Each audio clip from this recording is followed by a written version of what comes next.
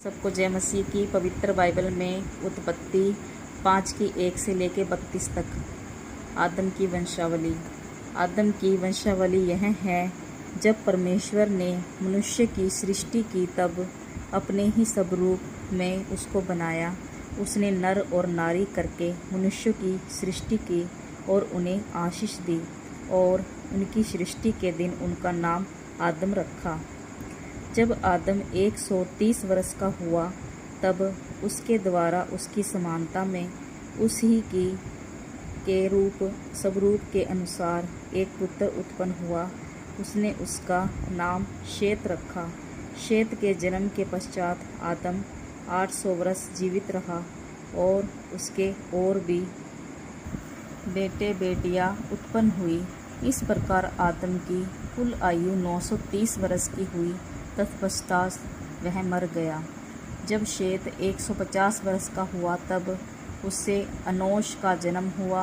अनोश के जन्म के पश्चात शेत 807 वर्ष जीवित रहा और उसके और भी बेटे बेटियां उत्पन्न हुई। इस प्रकार शेत की कुल आयु 912 वर्ष की हुई। तत्पश्चात वह मर गया।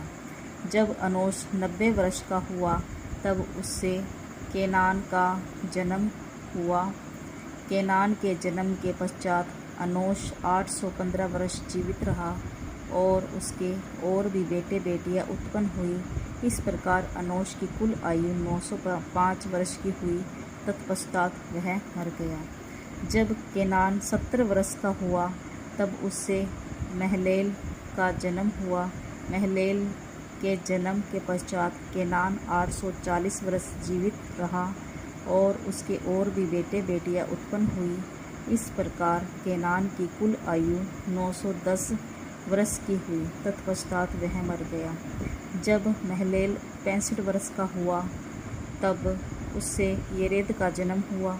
येरेद के जन्म के पश्चात महलेल 830 वर्ष जीवित रहा और उसके और भी बेटे बेटियां उत्पन्न हुई। इस प्रकार महलेल की कुल आयु 895 वर्ष की हुई। तत्पश्चात वह मर गया। जब येरेद 162 वर्ष का हुआ तब उससे हनोक का जन्म हुआ। हनोक के जन्म के पश्चात येरेद 800 वर्ष जीवित रहा और उसके और भी बेटे बेटियां उत्पन्न हुई। इस प्रकार येरेद की कुल आयु 962 वर्ष की हुई। तत्पश्चात वह मर गया। जब हनोक 65 वर्ष का हुआ तब उससे मतुशेलह का जन्म हुआ।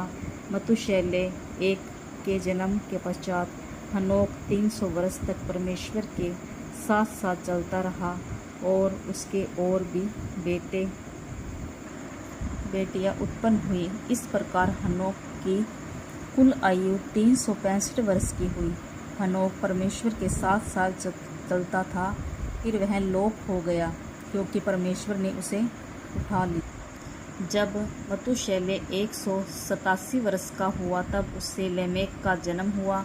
लेमेक के जन्म के पश्चात मतुशेलह 782 वर्ष जीवित रहा और उसके और भी बेटे बेटियां उत्पन्न हुई। इस प्रकार मतुशेलह की कुल आयु 969 वर्ष की हुई। तत्पश्चात वह मर गया। जब लेमेक 182 वर्ष का हुआ तब उससे एक पुत्र का जन्म हुआ। उसने यह कहकर उसका नाम नू रखा, यहोवा ने जो पृथ्वी को शाप दिया है उसके विषय यह लड़का हमारे काम में और उस कठिन परिश्रम में जो हम करते हैं हमको शांति देगा। नू के जन्म के पश्चात लेमेक 595 वर्ष जीवित रहा और उसके और भी बेटे बेटियां उत्पन्न हुई। इस प्रकार लेमेक की कुल आयु 770 वर्ष की हुई। तत्पश्चात वह मर गया और नू 500 वर्ष का हुआ और नू से शेम और हाम और येपेत का जन्म हुआ। परमेश्वर आपको आशीष दे। आमीन।